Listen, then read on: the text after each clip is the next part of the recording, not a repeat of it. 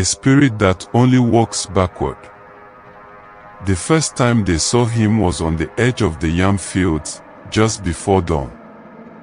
A man, thin as a reed, his head tilted sideways, as though his neck had been snapped, eyes wide and unblinking. His lips were cracked, peeled back slightly as if whispering to himself.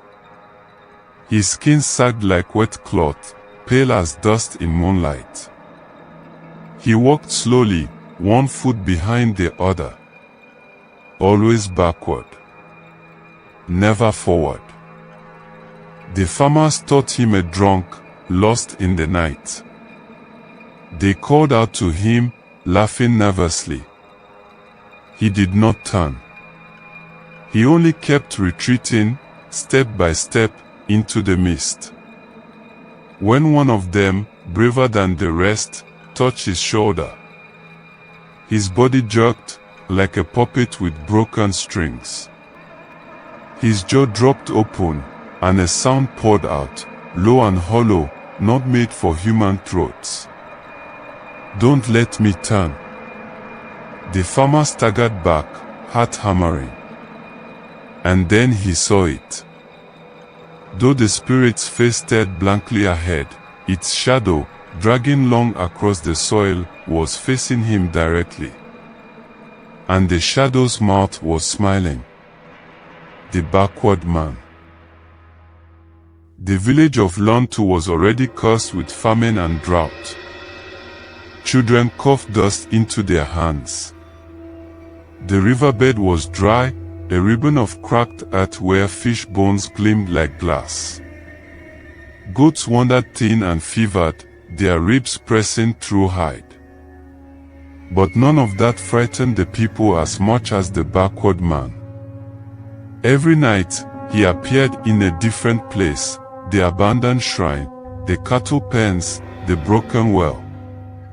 Always distant, always retreating, step by step. His head never turned. His eyes never blinked. And yet, each time he came, something in the village broke. The first night, a newborn cried out once, then never again.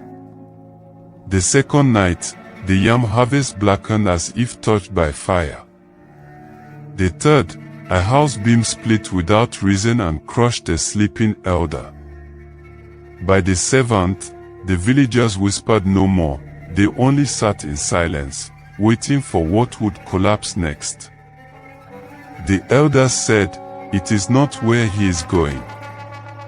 It is what follows him." Duro, the hunter, could no longer endure it. He was young, proud, and reckless, his arms lean with strength, his chest covered in charms woven by his grandmother. He had killed panthers with spear and trap. He had chased lions away from the goats with nothing but fire. He spat on fear. When he saw the backward man retreating once more, into the thicket at the village edge, he followed. A dozen others went with him, carrying gourds of palm oil and rattles carved from bone, to ward off spirits. They moved in silence through the tall grass, heart thudding with each step. The backward man never stumbled.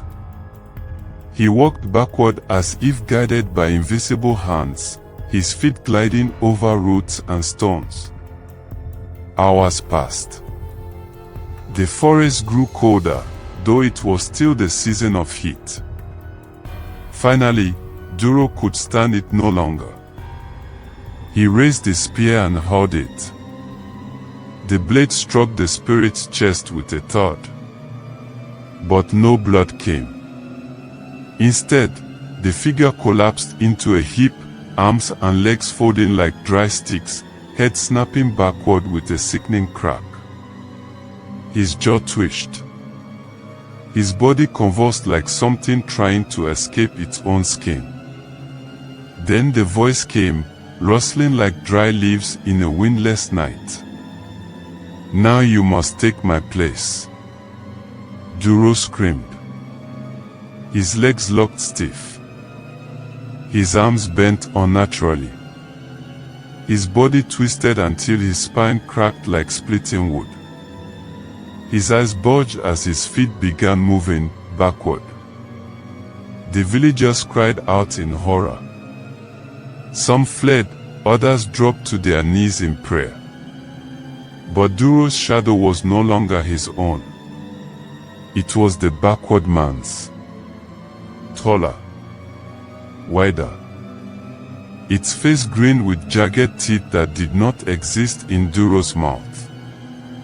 The shadow raised its hand in mockery, though Duro's own hand did not move.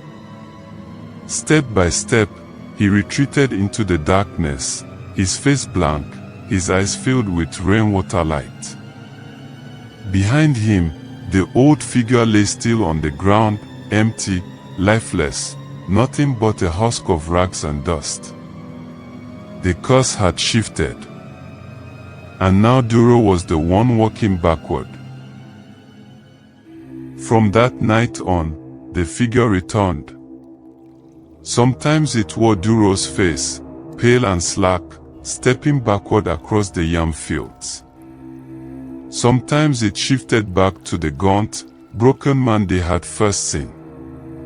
Sometimes it wore the face of someone new, the unlucky soul who had dared to stare too long. But always, it walked backward. And behind it, ruin followed. Cattle grew thin overnight. Wells turned sour. Children fell ill. Pregnant women woke with empty bellies. The land itself seemed to recoil from the steps of the Spirit.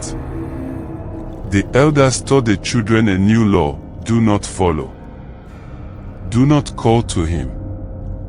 Do not watch too long. For when he finally turns, it will be your soul that takes the next step. Moral: not all spirits chase us, some only need us to follow.